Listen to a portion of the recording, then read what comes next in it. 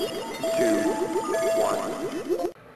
I think it might be easy to pick someone from the past who's been glorified in legend and song and writings and say he was a man of passion. Someone like Paul Revere, George Washington, Winston Churchill, Franklin Delano Roosevelt. These were all men of passion in history.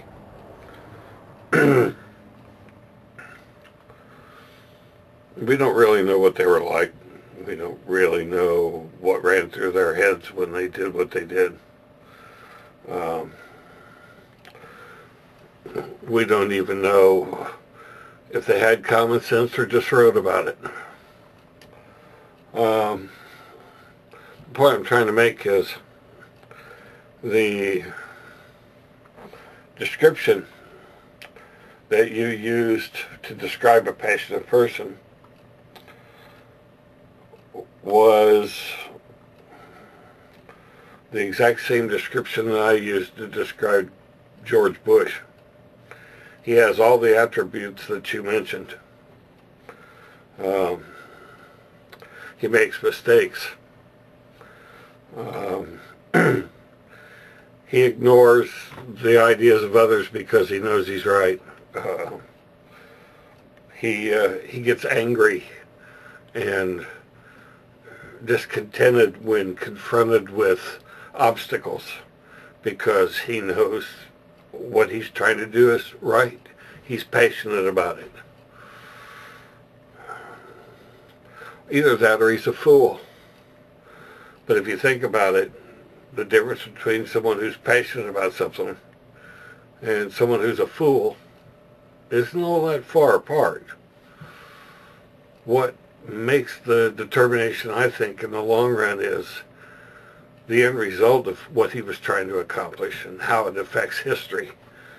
And at that point, he'll be judged to have been a fool or to have been a passionate man.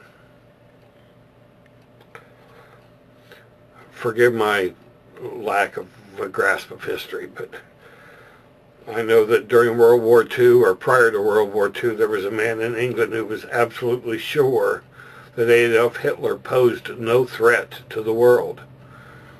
And he was so passionate about his belief that he went to extreme lengths to keep England from getting involved. And then when it all blew up in his face, he wasn't a man of passion. He was only considered a fool because he didn't see what everybody else saw.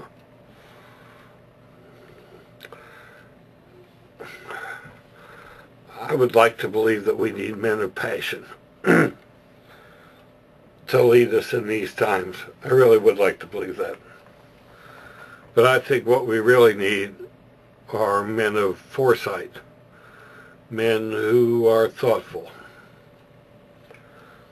and men who can keep their fingers on the pulse of the people of this country. But more importantly, we need a man who can generate passion in the populace. Because if you go to war and the people don't back you, you're eventually going to lose that war, or at least at the very best have to pull out from it. The United States' reputation has been hurt really badly because too many times we've had presidents who stepped in and committed us to something that the people were not agreeing with. And then we had to pull out, and all the people in those countries where we interfered who backed us had to pay, and pay dearly, for our lack of resolve. I'm not saying the United States is a bad country. I love the United States. I think it's a great country. But I also believe that our leadership sometimes doesn't pay attention to what the people are trying to tell them. So give me a man who listens. Give me a man who thinks. Give me a man who plans. Give me a man who could communicate back to me his ideas. Give me a man who's calm and rational. And I'll be a lot more satisfied with that than I would ever be with a man of passion. Because, as you say, passionate people make mistakes.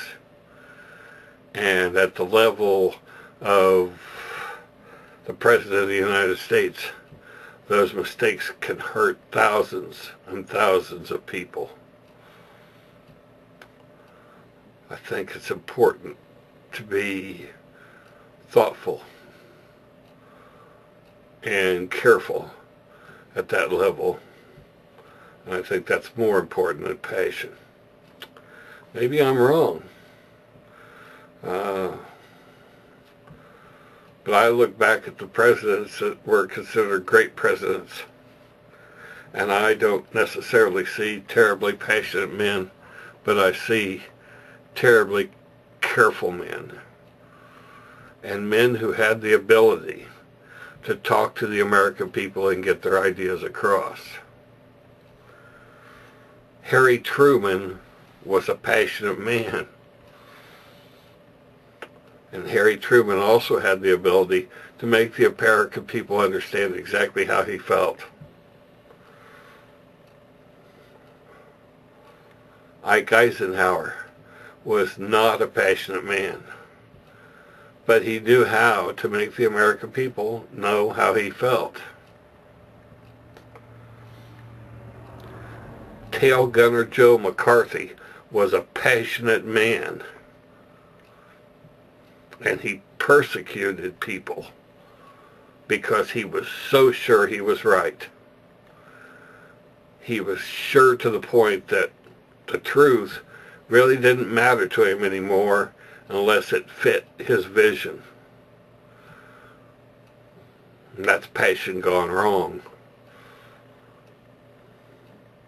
Maybe if he'd have been a little more thoughtful and a little less passionate, he wouldn't have hurt so many people. I'm not saying you're wrong. I'm really not.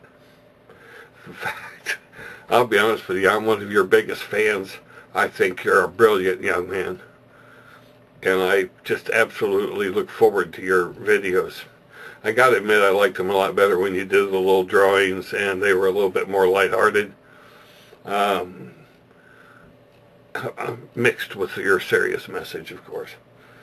But I'm just glad to see you're back. And I really hate it that I might be considered at odds with you on this particular issue, but I think it's important that I tell you the truth about how I feel rather than leave you with the misconception that everybody agrees with you. And I'm kind of passionate about that. I think you should know where you stand with people. So, yeah, I could very well be wrong. I'm not saying that I'm totally correct.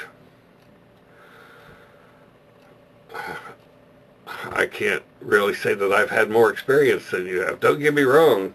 I admit that I have the white beard and I've lived a lot of years, but that doesn't necessarily mean that I've been exposed to things the way you've been exposed to them, and that I have all of the answers at my fingertips and you don't, because it literally could be the other way around.